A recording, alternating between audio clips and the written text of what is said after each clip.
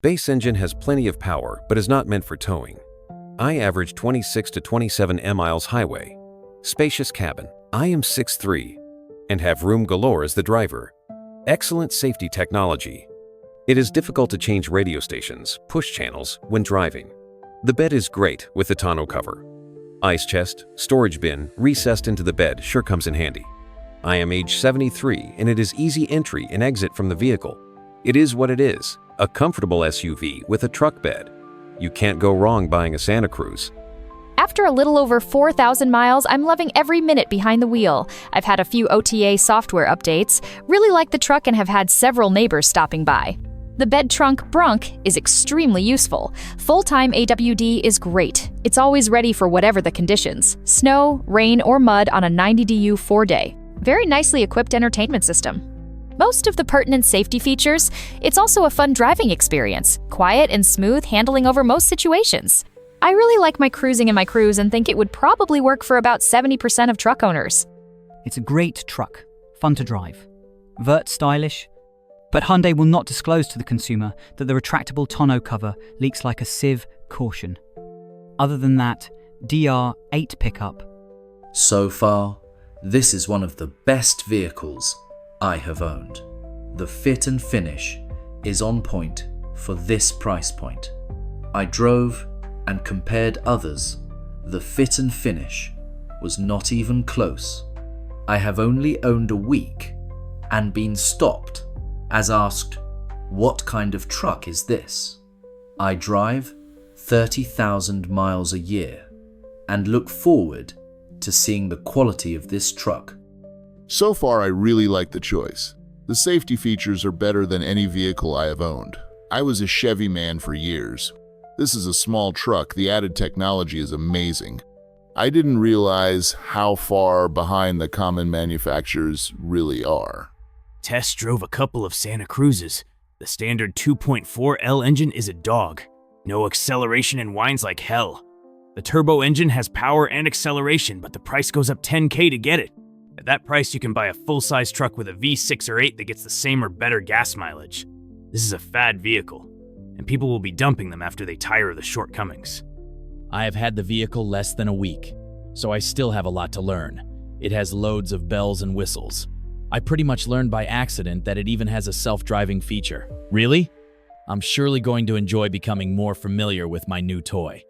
I would really be happy with this vehicle except for the fact I cannot seem to understand why spending $41.000 for a vehicle, and the vehicle still has a hesitation or seems to have skips at random times in performance for no rhyme, no reason.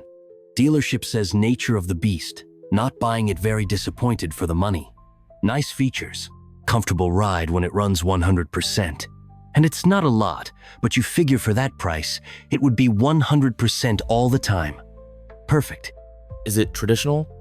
Number? Do some think it's ugly? Yes, but so many love it. I am constantly stopped and have people asking to check it out. I love that it's different. I don't consider it a truck, more of an SUV with a small bed that drives like a sports sedan. With all the bells and whistles and super comfy seats, it's had to find any negatives. There have been 0 issues thus far. It gets around 25 mpg mixed and is to date the most practical vehicle I've ever owned. I love that I was able to bring home a large washing machine in this vehicle. In a traditional SUV, that would have been a challenge. I love the metal tonneau cover and elect tailgate. I will update as I put miles on this vehicle. I would love this car, but it just hasn't run right since I bought it. I had to take it into service before I even had 100 miles on it because it threw a code. The service department said it was only because the gas cap was not tightened down. Although, since that time, it has not been running right. It has a hesitation when I start off, sometimes at the beginning, and sometimes between like second and third gear. It makes a popping sound in the back rear end. It feels at times that the brake is on, or it's an all-wheel drive when it's not. As for the infotainment system, occasionally my phone works with it, and occasionally it doesn't. I have an iPhone 14, and if I have it plugged into the car with the cord, I have to re-plug it in every time I start and stop the car, or it won't work. At times, it will work through the car system. At times, it just works through my phone. I have not been able to actually make a call on my phone through the car system. It is very hit and miss. so I will be taking it back to have it serviced again when it doesn't even have 1,000 miles on it. First time breaking down with 776 miles was told someone put sugar in my tank that has a locking cap, and in my private drive, second time 1,500 miles gas leak, codes 301, 302, and 456 all related to gas tank. Is it me? Pollen gets into glass around headlights. Touchscreen hard to work while driving, harder than usual driving. Don't like autocorrect steering. Dealers not ready for maintenance when needed. 6 weeks out at most. Owned this vehicle all of 24 hours, test drove it on a cloudy day and loved it. Bought it 2 days later. Still cloudy. Next day was sunny and I wore my sunglasses and viola. Smart cruise control would kick off after 6 seconds every time I put my sunglasses on. It would give a driver attention message. Tried 3 different pairs of glasses with the same result. Dealer service dep said it was a known problem with no fix as of yet. New system on the 25. Returned the car as SCC was a real selling feature for me. Dealer suggested just not wearing sunglasses. Doe! I'm sure this will be a software fix eventually, but for 40k I wasn't willing to risk it.